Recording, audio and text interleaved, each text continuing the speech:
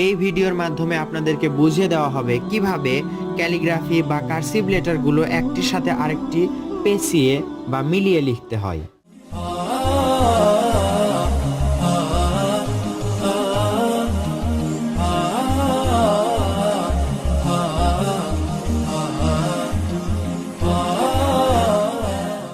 এখানে প্রথমে দেখতে পাচ্ছেন কার্সিভ লেটারে আলহামদুলিল্লাহ।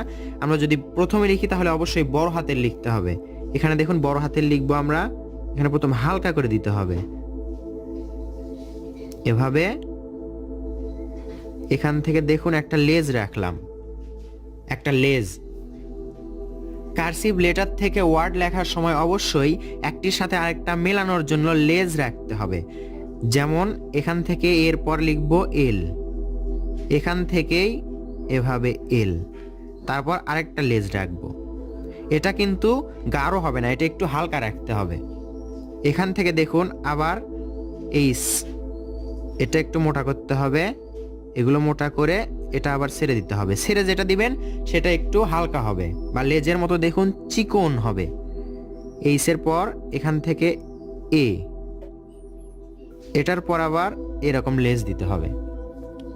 এটা উপরে যাওয়ার পর নিচের দিকে সোজা আসবে মোটা হয়ে। এরপর এখানে দেখুন এম, এম এর পর এখানে একটা লেজ দিতে হবে। লেজটা আপনি উপরেও দিতে পারেন এইভাবে। এখানে ডি, ডি লেখার পর এখানে দেখুন এভাবে লেজ দিতে হবে। আমাদের প্রথমেই এরকম করে সুন্দর করে দ্রুত লেখা হবে না, আমাদের প্রথমে অনুশীলন করতে হবে স্লোলি। দেখুন এইসের পর একটু ফাঁকা হচ্ছে, এরপর অনেকটা ফাঁকা হচ্ছে, এম এর পর ফাঁকা হচ্ছে। শেখার সময় আমাদের এরকম করে শিখতে হবে যেন আমরা সুন্দর করে পরবর্তী চর্চা করতে করতে সুন্দর করে লিখতে পারি। একেবারে আমাদের হাতের লেখা দ্রুত হবে না, মনে রাখতে হবে খুব স্লো হবে। এরপর এখান থেকে আবার ইউ, যখন পুরোপুরি ইউ করব দেখুন এটা মোটা অক্ষরে, এটা মোটা অক্ষরে হবে। যখন আরেকটার সাথে লেগে যাবে বা লেজ রাখবো তখন দেখুন হালকা। এটার থেকে আবার এল, এরকম এলের পর এখানে কিন্তু ছাড়বো না, এটা আপনাদেরকে বোঝানোর জন্য আমি ছাড়ছি। এখান থেকে এত দূর পর্যন্ত আসবে, আবার এখান থেকে আই, তারপর এরকম ডাবল এল। এই তো এটা ছেড়ে দিয়ে এরকম, এটা ছেড়ে দিলাম কেন আপনাদেরকে বোঝানোর জন্য। যদি আমি একটানা লিখতাম তাহলে এরকম করে ছাড়তাম না। এরপর এটা আবার এইস, এইভাবে। আমাদের এটাও মনে রাখতে হবে যে আমরা যখন সাধারণত ইংরেজি লিখি তখন যেই অক্ষরটা পরে যদি ফোঁটা থাকে আয়ের তখন ফোঁটা দিতে হয়, কিন্তু ক্যালিগ্রাফি বা কার্সিভ লেটারে শব্দ লেখার সময় আমাদের মনে রাখতে হবে এগুলো ফোঁটা পরবর্তীতে দিতে হবে, লেখা শব্দ শেষে তারপর ফোঁটা দিতে হবে। এটা আমাদেরকে বিশেষভাবে মনে রাখতে হবে। এরপর আমরা দেখতে পাচ্ছি বিসমিল্লাহ, এরপর বি। এটা কিভাবে লিখবো দেখুন, আমরা বড় হাতের কার্সিভ লেটার যেগুলো শিখেছি এই বিতে কিন্তু এরকম প্যাচটা নাই, কিন্তু আমার এটা নিজের তৈরি করতে হয়েছে। আপনি যেভাবে ইচ্ছা দিতে পারেন, বিটা এইভাবে দিয়ে এখান থেকেও করতে পারেন। দেখাচ্ছি আমি। এটা প্রথমে একটু হালকা দিব, এটা ইচ্ছা মতো ঘুরে দিব, ইচ্ছা মতো যতটা দিলে সুন্দর হয় ততটাই দিতে হবে।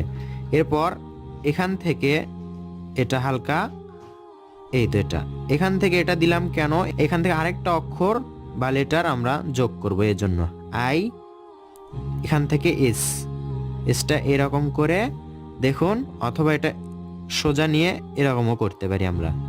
এরপর এটা থেকে এরকম হবে, এখান থেকে হবে কি এম, এম। তারপর এখান থেকে কিন্তু আমরা ছেড়ে দিলে হবে না, এটা এরকম করে তুলে দিতে হবে, যেটা বলছি এরকম করে তুলে দিয়ে এখান থেকে আবার শক্ত করে নামাতে হবে আই ডাবল এল। দেখুন এটা হালকা, এক পাশেরটা গাঢ়, ডাবল এল। এখান থেকে আবার ছেড়ে দিয়ে দেখুন এভাবে এ এইস, এটা আবার একটু এভাবে, তাহলে আয়ের এখানে ফোঁটা হচ্ছে। মূল কথা, আমরা যত বেশি প্র্যাকটিস করব ততই সুন্দর হবে।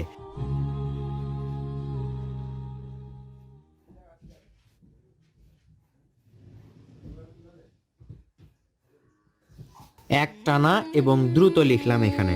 এই লেখাটি আমাদেরকে ইংরেজি খাতায় বেশি বেশি প্র্যাকটিস করতে হবে যেন অক্ষরের মাপ সমান থাকে এবং উপরের এগুলো সমান থাকে। যদি আমরা সরাসরি গণিত খাতায় প্র্যাকটিস করতে যাই তাহলে দেখা যাবে এই লাইনগুলো অন্যদিকে চলে যাচ্ছে, মাপ আমরা ঠিক বুঝতে পারছি না। এই জন্য শেখার সময় অবশ্যই ইংরেজি খাতায় শেখা ভালো। কার্সিভ লেটারে যখন অক্ষরগুলো লিখবো দেখুন সবগুলো অক্ষর ভাঁজ হয়ে থাকবে। যদি আমরা ভাঁজ না দিয়ে সোজা করার চেষ্টা করি দেখবেন এরকম লাগতেছে না বা এরকম লেখার সাথে মিলবে না। এভাবেই কার্সিভ লেটারগুলো দিয়ে শব্দ এবং বাক্য তৈরি করুন। ভিডিওটি হয়তো বা আপনাদের কিছু হলেও উপকারে আসবে। হাতের লেখা সুন্দর রাখুন, আমাদের চ্যানেলটি সাবস্ক্রাইব করুন। ইনশাল্লাহ দেখা হবে নতুন ভিডিওতে। আসসালামু আলাইকুম।